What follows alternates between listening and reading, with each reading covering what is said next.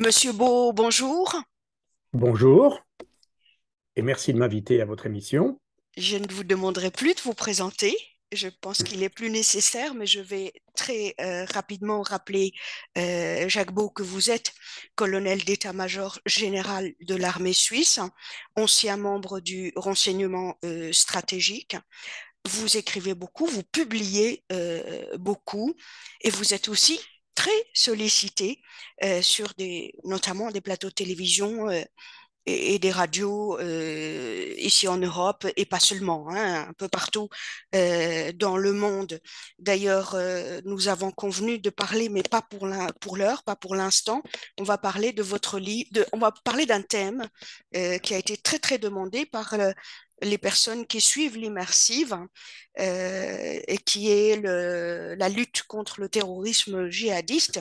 Et ça tombait très bien parce que votre prochain livre qui sortira au mois d'octobre prochain, donc certainement dans quelques jours, que vous avez intitulé Comment lutter contre le terrorisme djihadiste. On va en parler tout à l'heure.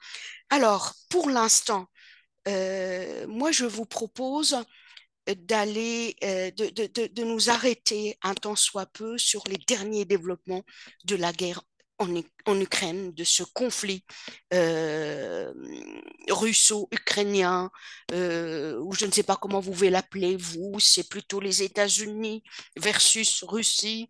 Allez-y, je vous écoute.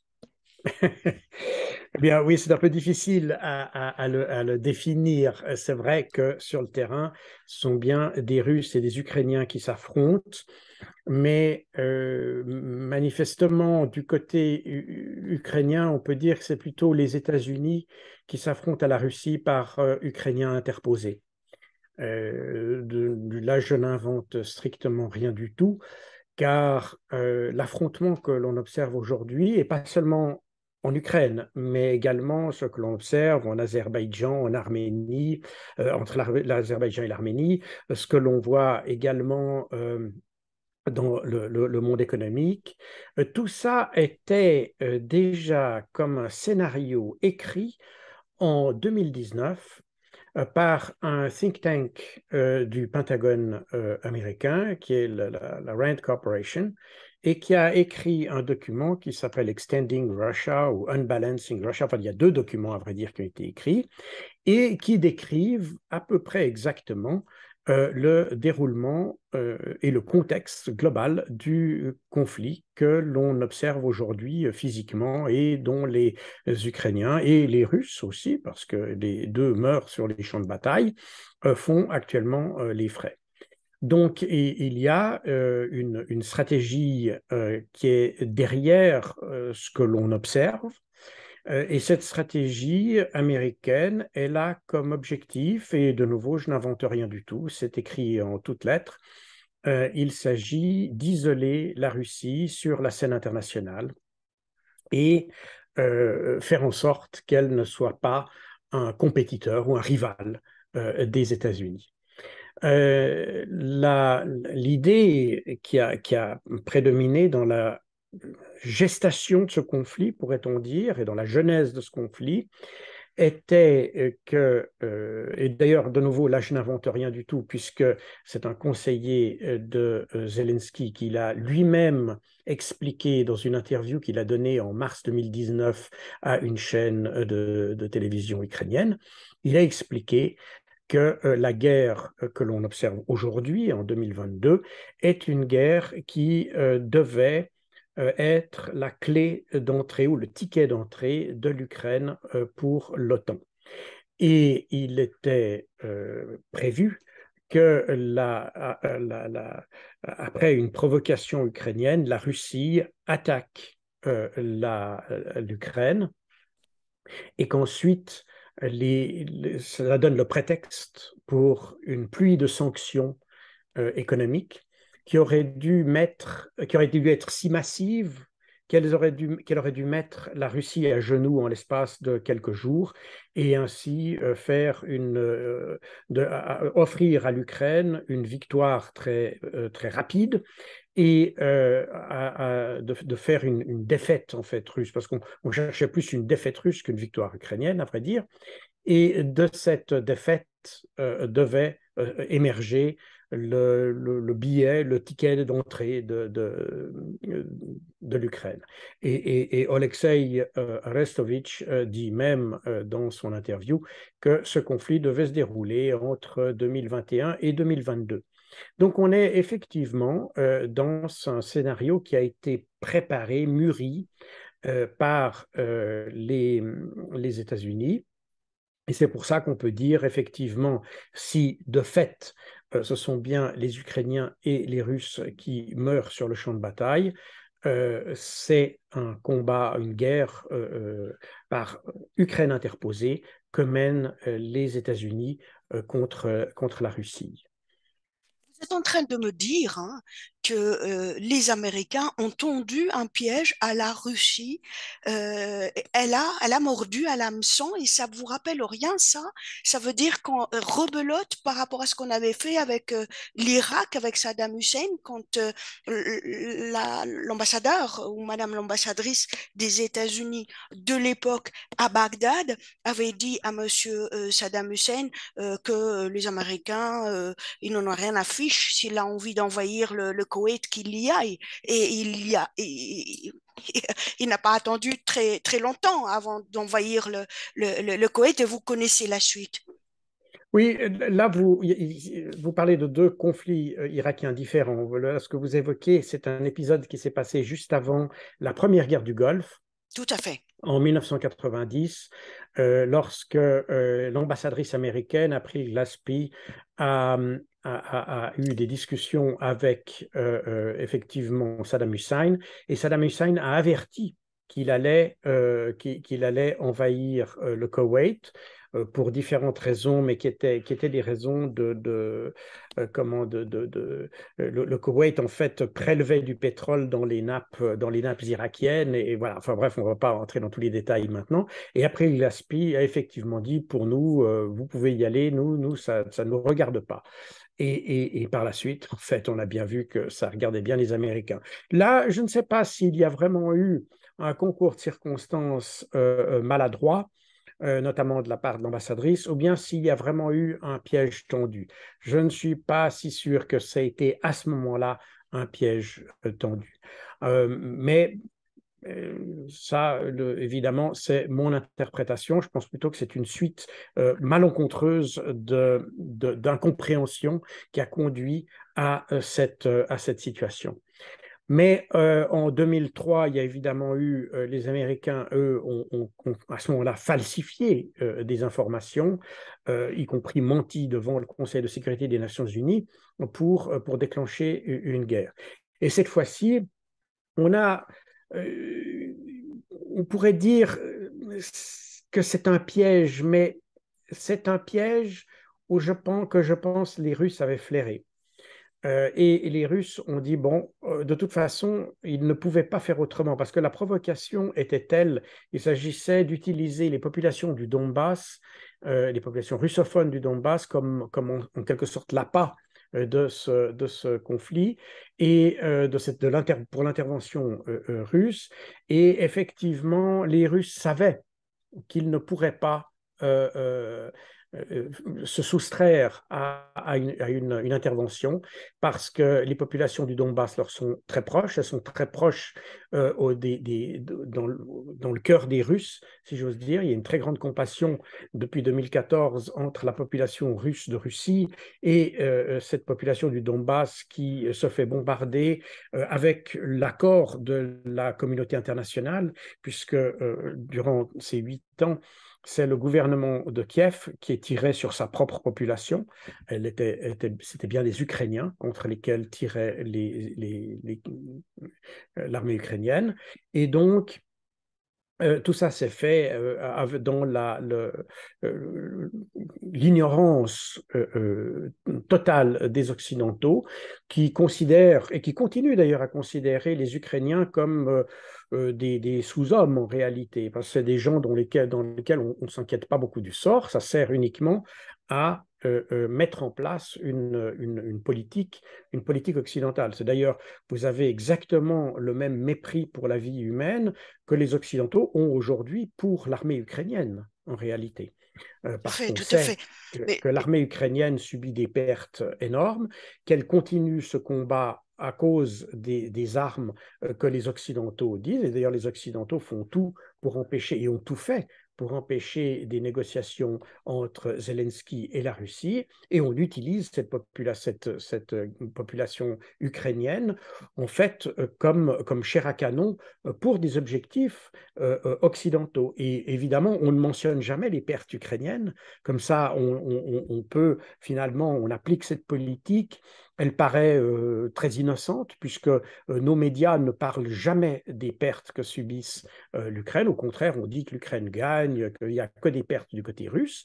Or, en réalité, tous les experts sérieux, et je parle notamment des experts d'outre-Atlantique qui étudient et qui suivent ce conflit de manière extrêmement détaillée, peuvent dire que c'est l'inverse qui se passe, c'est-à-dire que les pertes sont plutôt du côté ukrainien et que c'est le fait que les Occidentaux poussent l'Ukraine à se battre qui amène plus de morts que du côté russe. Même si du côté russe, enfin des deux côtés, à vrai dire, on est au niveau des estimations pour les pertes humaines. par rapport au dernier développement, Monsieur Beau, si l'hypothèse du sabotage des gazoducs Nord Stream sur lesquels ont été détectées des fuites, si elle venait à se confirmer, apparemment, les Européens promettent de répondre avec fermeté. C'est ce qu'a déclaré hier ou avant-hier la présidente de la Commission européenne, Ursula von der Leyen.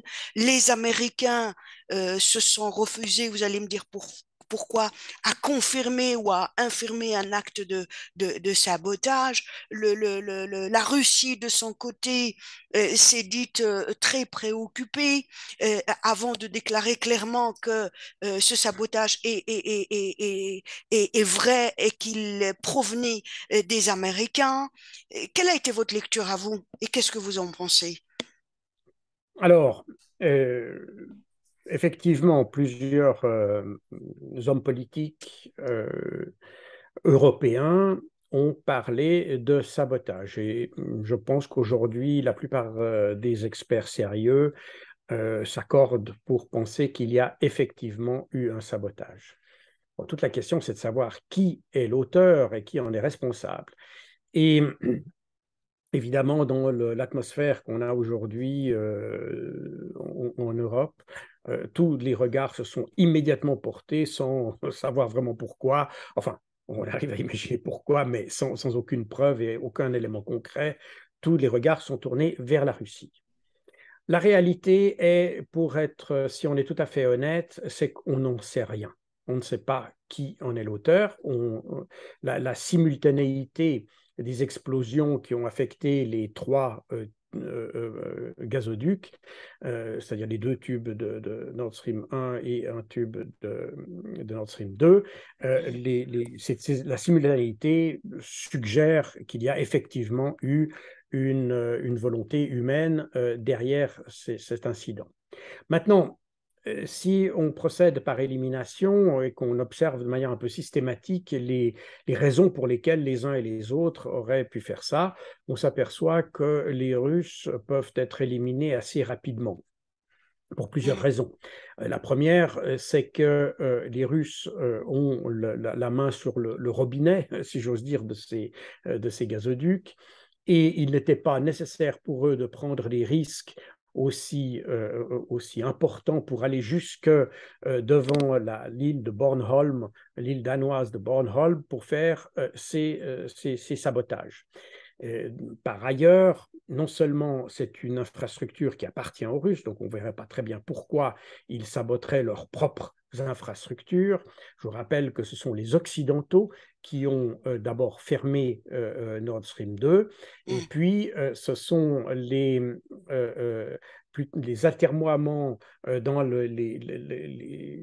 comment, des Allemands pour réparer les turbines qui alimentent le Nord Stream 1, qui a fait que finalement ces deux tubes, enfin ces deux pipelines sont restés inactifs. Mais on ne voit pas pourquoi les Allemands auraient souhaité, pardon, les Russes auraient souhaité saboter ça. D'autant plus que si on prend le point de vue russe, il aurait été beaucoup plus logique pour eux d'utiliser le robinet, parce que le robinet permet d'ouvrir et de fermer la vanne. Et puisqu'ils sont à une extrémité du tube, ils auraient dit, ben, voilà, on ferme, et puis quand vous serez revenu à de meilleures dispositions, on ouvre le tube. Parce qu'en réalité, ceux qui sont demandeurs de gaz dans cette affaire, ce sont les Allemands. Mm. Donc, et d'ailleurs, ces attentats arrivent à un moment assez intéressant puisque on a en Allemagne des mouvements de population croissants pour demander la fin des sanctions contre la Russie et l'ouverture d'un dialogue sur l'approvisionnement en gaz, parce que l'Allemagne est le pays d'Europe qui va souffrir le plus de cette pénurie. Et donc l'Allemagne et même des parlementaires allemands ont suggéré qu'il fallait commencer à réfléchir à l'opportunité des sanctions qui avaient été prises et de voir si on ne pouvait pas trouver une voie de négociation avec la Russie, parce que les économies allaient souffrir de manière irrémédiable de cette situation. Mhm. Donc, les Russes n'ont strictement aucun intérêt. Ils auraient eu peut-être intérêt à jouer avec le robinet, puis dire on ferme si ça ne vous plaît pas, et puis quand vous serez revenu à de meilleures dispositions, on ouvre le gaz. Ça aurait été une disposition. Mais avec la destruction des pipelines, eh bien, ils n'ont aucun levier, ils n'ont plus aucun moyen de pression sur les Occidentaux. Donc, c'est un peu absurde. Du côté Là, allemand, les vous Allemands êtes, auraient les possibilités. pardonnez-moi, Monsieur Beau, vous êtes en train d'essayer d'analyser les choses par élimination. Donc, les Russes, ce n'est pas eux. Est-ce qu'il ne Voilà, faudrait-il pas j'arrive au Ah, suivant. d'accord. Je voulais juste que J'arrive vous au suivant. rappeliez Et aussi que quand les fuites ont eu lieu, le même jour, il y a eu l'inauguration d'un pipeline qui oui, devait servir depuis la Norvège le Danemark, je pense, ou la Suède. Non, le Danemark, hein, la le- Pologne. ou Oui, La Pologne, vous avez raison, la oui, Pologne, et que ce pipeline oui. qui a été Je ne sais pas dans quelle mesure cet événement est lié à la cause ou au déclenchement de ces attentats. C'est possible, je ne le sais Donc pas. le Baltic Pipe n'a rien à voir. Non, enfin, je n'en sais rien, mais pour moi, ce sont des événements qui sont indépendants, qui sont simultanés dans le temps, mais qui sont probablement indépendants dans les faits. Mhm. Les autres pays Allez-y, qui auraient les les Allemands. capacités de le faire, il y a évidemment les Allemands, mais les Allemands, ils se tirent une balle dans le pied. Les Allemands sont en train de plus en plus d'ailleurs d'hésiter précisément à dialoguer. Je ne dis pas que ça a atteint le niveau du gouvernement, mais au niveau du Parlement, il y a certainement des mouvements qui poussent à dialoguer. Donc, il est peu vraisemblable que les Allemands, par ailleurs, ce n'est pas dans la mentalité allemande d'utiliser ce genre de moyens pour influer sur les décisions politiques ou la diplomatie. Ce n'est pas un outil traditionnel de la politique étrangère allemande. Le candidat suivant qui semble plus vraisemblable, ce sont les États-Unis, pour plusieurs raisons. D'abord, les États-Unis, depuis les années 60, s'inquiète de voir les échanges d'énergie entre la Russie et l'Europe. Déjà en 1982, un rapport, un National Intelligence Estimate de la CIA, évoquait le risque de rapprochement qu'il pouvait y avoir entre l'Union soviétique et l'Allemagne à cause du gaz, justement. C'est à l'époque où s'est ouvert le gazoduc de Bratstvo, Fraternité, qui est encore aujourd'hui opérationnel d'ailleurs.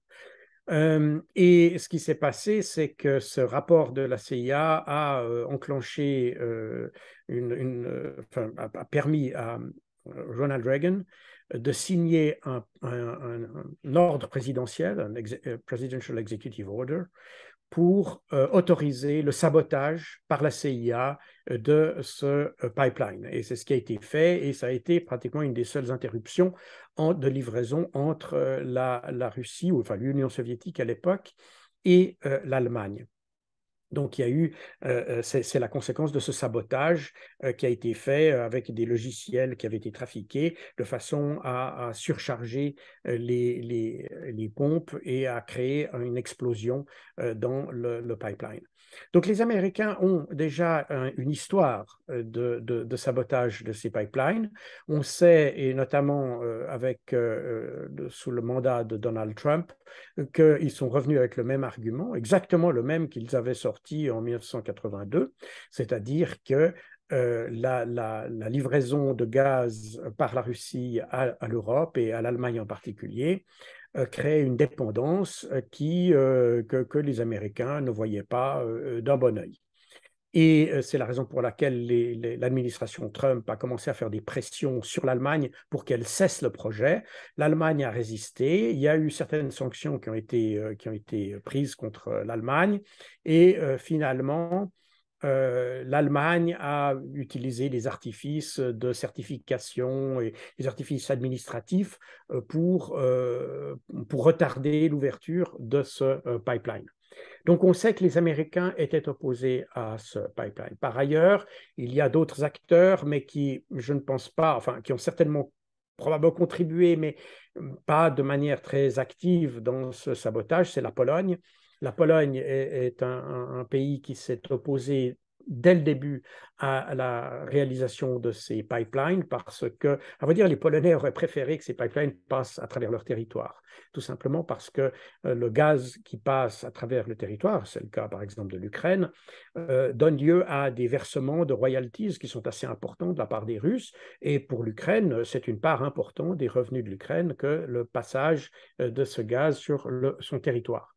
Et les Polonais auraient voulu la même chose. Et c'est la raison pour laquelle, depuis, d'ailleurs en 2015, la marine suédoise a intercepté et désamorcé des drones sous-marins. Et quand on parle de drones sous-marins, on ne parle pas d'un petit objet, on parle quand même de mini-sous-marins qui font plusieurs mètres de long et qui étaient chargés d'explosifs et qui étaient destinés à faire exploser le pipeline Nord Stream 1 à l'époque.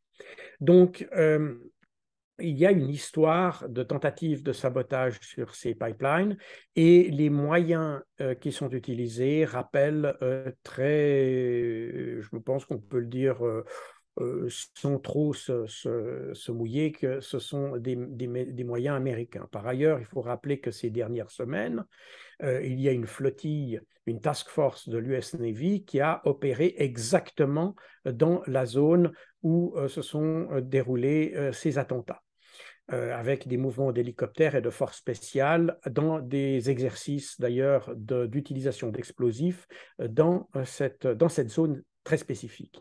Et cette zone, elle est très spécifique. L'île de Bornholm est une île danoise qui, depuis la guerre froide, est utilisée pour surveiller l'accès le passage entre la mer Baltique et l'Atlantique Nord.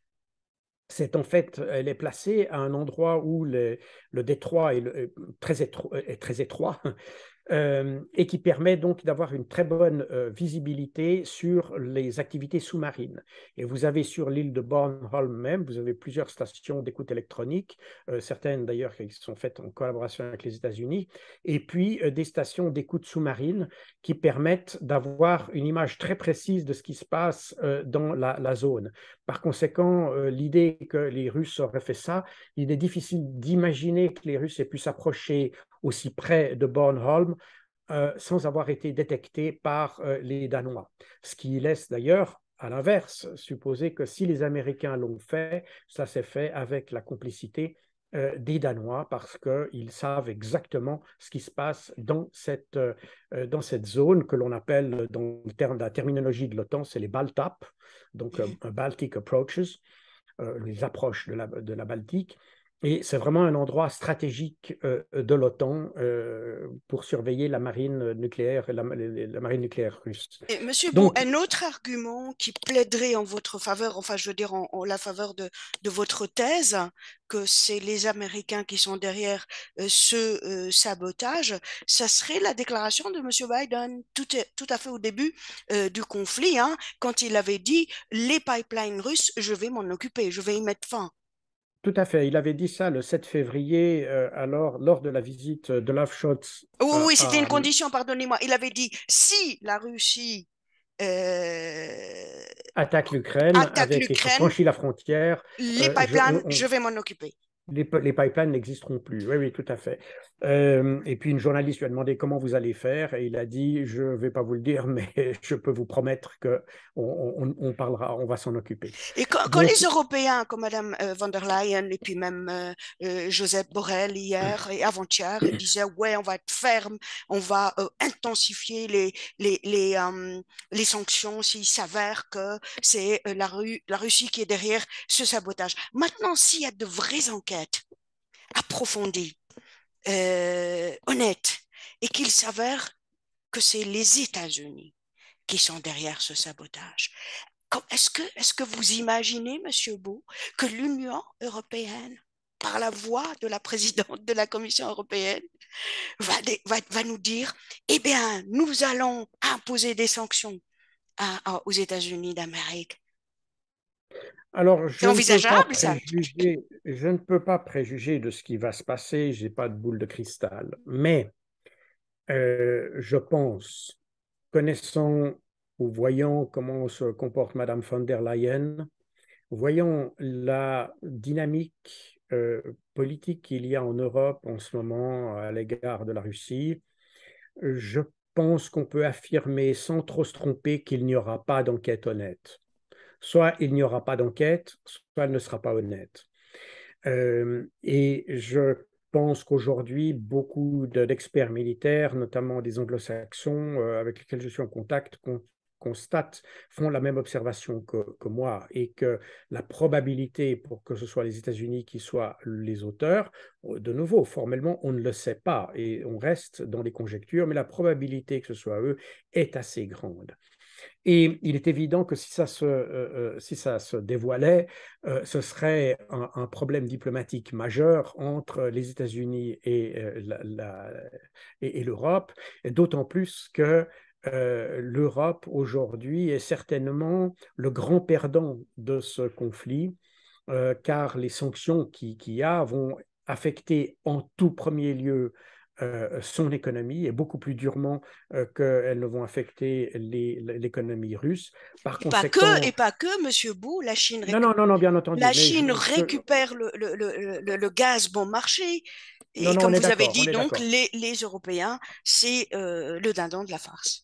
Non, d'accord, mais les Européens, effectivement, sont déjà les grands perdants et si on devait mettre à jour ou dévoiler une machination européenne, américaine dans le but d'embarrasser l'Europe, car dans ce scénario, ce sont les Européens qui se tirent les uns sur les autres, enfin les Occidentaux qui se tirent les uns sur les autres. On avait déjà eu l'exemple avec les turbines de Nord Stream 1 qui, comme vous le savez, avaient dû être réparées. Et c'est des turbines qui sont gérées ou qui doivent être entretenues par Siemens, donc une entreprise allemande, dans des ateliers situés au Canada. Et lorsque Siemens a voulu récupérer les turbines au Canada, le Canada a refusé de les livrer à l'Allemagne sous prétexte de sanctions. Donc, il y a eu en Allemagne cette question disant, mais c'est quand même assez incroyable, c'est finalement les Canadiens sont en train de sanctionner les Allemands. Et on a donc déjà en Occident cette tentation de se tirer les uns sur les autres. D'ailleurs, on remarque qu'au cœur du problème sont toujours les Allemands. Ce sont eux qui vont être à l'intérieur de l'Europe, qui déjà est perdante, ça va être les Allemands qui vont être les très grands perdants de cette guerre. On voit d'ailleurs déjà maintenant les effets sur leur économie, sur leur industrie, et ça risque de continuer en s'aggravant. Donc, on voit bien qu'on est dans une situation où il faudrait peut-être que la situation chauffe encore un peu plus pour qu'on ait une explosion, ou peut-être même de l'Union européenne. Mais je ne veux pas peindre le diable sur la muraille à ce stade, mais effectivement, si on mettait à jour un complot ourdi par les États-Unis pour détruire ce pipeline, ce qui, à mon avis, est le scénario que les chancelleries ont compris aujourd'hui. C'est la raison pour laquelle ils ne feront pas d'enquête, de façon à éviter de se trouver tout d'un coup devant une situation inextricable par rapport aux États-Unis et par rapport à la Russie, du coup, parce que ça voudrait dire qu'il y a une manipulation des Européens par les États-Unis et qu'on pousse les Européens dans un esprit de va-t-en-guerre et qui en définitive, ne sert personne, qui ne sert ni l'Ukraine, ni la Russie, ni évidemment, et certainement pas l'Europe. Comment va passer l'Europe cet hiver? Est-ce que le Turk Stream, il va pas aider? Ça reste du gaz russe, sauf qu'il transite par la Turquie. Est-ce qu'il peut aider ou est-ce que ce sont les Américains qui vont, ou qui ont déjà commencé à se frotter les mains, et ils vont vendre le GNL, très polluant, mais aussi plus cher? Oui et non. Les Américains ont déjà fait savoir que leurs capacités ne permettront pas de remplacer le gaz russe. Je vous rappelle qu'au début, les Américains étaient plutôt opposés aux sanctions contre l'énergie. Et déjà l'année passée, on parlait déjà de sanctions par rapport à la Russie à cause de ses préparatifs qu'elle avait à la frontière ukrainienne. Et on parlait déjà de sanctions. Et déjà, des voix s'étaient élevées à l'époque pour sortir des sanctions les produits énergétiques parce que ça pouvait avoir des conséquences désastreuses sur l'économie européenne. Et on parlait surtout de l'exclusion du système SWIFT, donc des systèmes de communication interbancaire, et ce genre de sanctions, mais pas l'énergie. Or, progressivement, et parce que les premières sanctions n'ont pas fonctionné, on est arrivé à sanctionner l'énergie, le pétrole, même Janet Yellen, qui est la secrétaire au Trésor américaine, avait déconseillé l'Union européenne d'inclure dans leur embargo les produits pétroliers. Et les Européens n'ont pas voulu écouter les conseils américains. Donc, finalement, la machine s'est un peu emballée et on a pris des sanctions sans vraiment penser aux conséquences qu'auraient ces sanctions et sans même non plus, puisqu'on n'a pas pensé aux conséquences, on n'a pas non plus pensé à la manière dont on pourrait répondre à ces conséquences. Et c'était la même chose d'ailleurs du côté américain. Les Américains ont été un peu pris à leur propre jeu. Et une fois que les sanctions ont été prises contre le pétrole russe, eh bien, les Américains ont essayé sont approchés du Venezuela, ce qui est quand même un comble, et de l'Iran pour essayer d'avoir du pétrole parce que ce sont les deux seuls pays qui peuvent fournir un pétrole de qualité équivalente à celle du pétrole russe.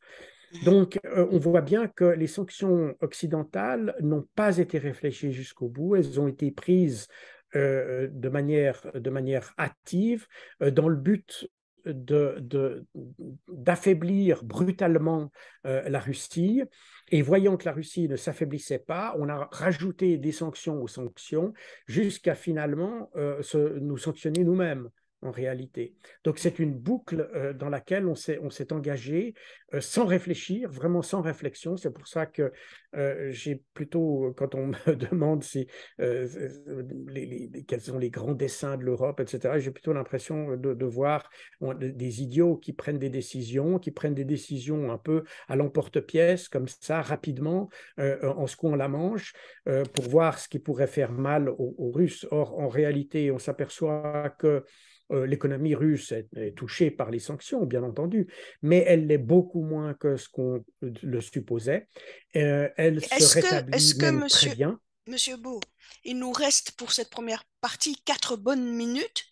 Vous venez de dire que la Russie n'est pas aussi touchée que ça, économiquement, en tout cas par cette crise. Est-ce que les pays pauvres d'Afrique et d'Asie sont réellement les plus touchés par la crise ukrainienne, ou c'est une manière de les manipuler, de les monter contre la Non, Russie? non, non. Je pense que les pays d'Afrique, ou les pays de l'hémisphère sud, pour élargir, se rendent très très bien compte de la situation. Et aujourd'hui, ce qui se passe, par exemple, sur le marché du gaz naturel liquéfié, est que la capacité mondiale de production de gaz liquéfié ne suffit pas pour répondre aux besoins de l'Europe. En d'autres termes, ça veut dire que l'Europe est en train de littéralement aspirer toute la production mondiale de gaz naturel liquéfié. Ça veut dire que les prix de gaz liquéfié augmentent de manière vertigineuse et les pays en voie de développement ne sont plus en mesure de rivaliser avec les pays occidentaux pour payer ce gaz.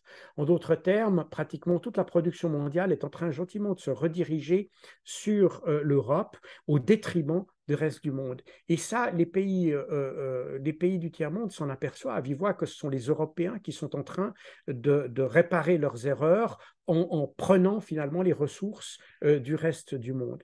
Et c'est la même chose un petit peu, d'ailleurs, on a eu cette chose avec les céréales. Vous vous rappelez, on a dit au mois de juillet, on disait les Russes empêchent la livraison de céréales.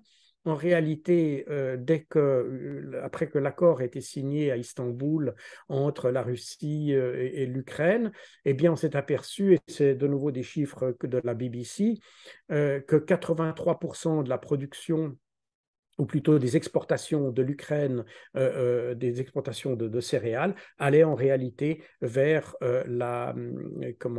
l'Europe et non pas vers les pays dont on avait dit qu'ils avaient si besoin, donc les pays du tiers-monde. Donc les Africains, dans cette affaire, sont les grands oubliés des Occidentaux. Les Occidentaux utilisent les Africains comme levier, si vous voulez, pour pousser à des négociations ou pour donner une faute à la Russie. Mais en réalité, ce sont bien les Occidentaux qui aspirent toutes ces ressources qui normalement auraient dû aller vers le tiers-monde et les aspirent vers eux. Donc on est dans une situation qui est extrêmement malsaine et qui explique d'ailleurs que les pays africains aujourd'hui ont une certaine méfiance à l'égard des Occidentaux. On l'a vu à l'égard de la France dans les pays du Sahel, mais on l'a aussi vu à l'occasion de la déclaration que les Américains ont voulu faire signer le 24 août, donc 6 mois après le début de l'offensive russe. Ils ont voulu faire signer une déclaration conjointe de tous les pays de l'Union des Nations Unies. Et ce qui s'est avéré, c'est aucun pays de l'Union africaine n'a signé cette déclaration et que seul un pays de la Ligue arabe a accepté de signer cette déclaration. Donc On va ça veut revenir dire à tout que ça parce qu'on n'a plus que 30 secondes et c'est vrai qu'on nous a reproché à l'immersive de ne pas parler des pays du Sud alors que vous avez une très belle expérience aussi en Afrique notamment, mais pas seulement, au Proche et Moyen-Orient. On revient dans quelques instants. À tout de suite, Monsieur Beau. à tout de suite.